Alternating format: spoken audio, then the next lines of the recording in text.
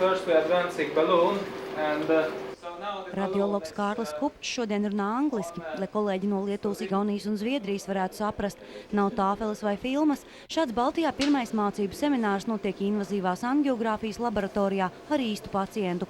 Jaunā vīrieša galvas smadzenes jāoperē, taču viņa galvaskausu vaļā negriezīs.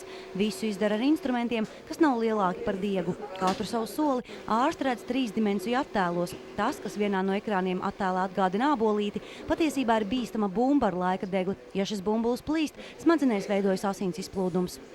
Mēs aiztaisīsim asinsvadu paplašinājumu, nevis plaši atverot galvaskausu, bet caur asinsvadu iekšpuses pacientam ir ievadīta maza zondīte, apmēram zem milimetra diametrā galvas smadzeņu artērijās, caur kur mēs vadīsim speciālus embolizācijas spirāles, ar kurām mēs slieksim šo anērismu.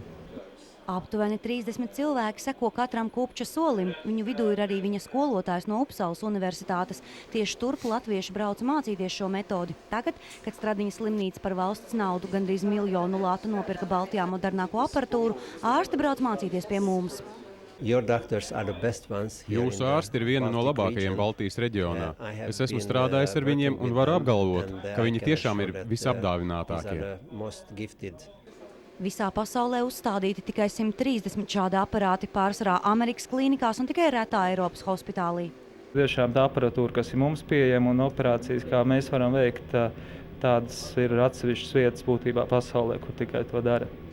Pēc šādi veiktas operācijas ir mazāk sarežģījumu. Pacients ātrāk izveseļojas, pēc vieglākām operācijām viņš dodas mājā jau nākamā dienā.